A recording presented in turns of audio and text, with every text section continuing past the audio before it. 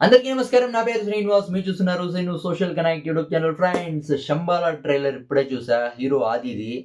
నేను అనుకునింది వేరే. మామూలి నేను అనుకున్న దానికంటే చాలా అంటే చాలా బాగుంది ట్రైలర్. అంటే ఇప్పటివరకు హీరో ఆది కమర్షియల్ మూవీస్‌లో యాక్ట్ అయితే చేసినాడు. కానీ for the first time natural thriller మూవీలో యాక్ట్ అయితే చేసినాడు. ట్రైలర్ అయితే చాలా బాగుంది.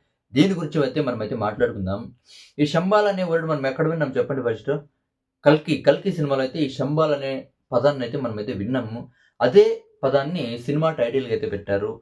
హీరో నేచురల్ స్టార్ నాని ఈ సినిమా ట్రైలర్‌నయితే లాంచ్ అయితే చేశాడు. ఎప్పుడు హీరో నాని ఈ సినిమా ట్రైలర్‌ని లాంచ్ చేసాడో అప్పుడు సినిమాకుండే క్రేజ్ అయితే కొంచెం పెరిగిందనే చెప్పొచ్చు. అవునా కదా! ఇప్పుడు ట్రైలర్ గురించి అయితే మాట్లాడుకుందాం.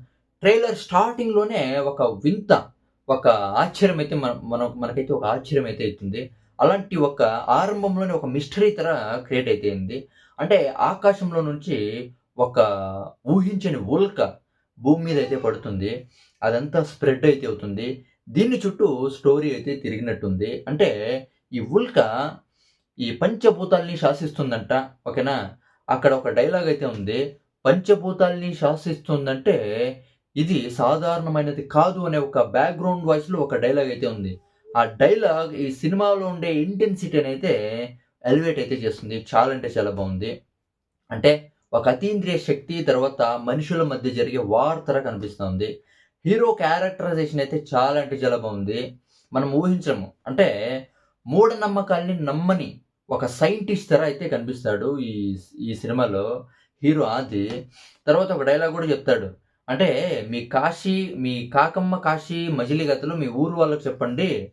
నాకు కాదు అని చెప్పే డైలాగ్ అయితే హీరో అది యాటిట్యూడ్‌నైతే పర్ఫెక్ట్‌గా అయితే చూపిస్తుంది. చాలా అంటే చాలా బావుంది. తర్వాత అంటే శాస్త్రాన్ని నమ్మే ఊరి జనాలకి, తర్వాత సైన్స్‌ని నమ్మే హీరోకి మధ్య జరిగే కొన్ని క్లాష్‌లుంటాయి కదా! ఈ క్లాష్‌లయితే చాలా అంటే చాలా బాగా వర్కౌట్ అయితే అయ్యిండాయి.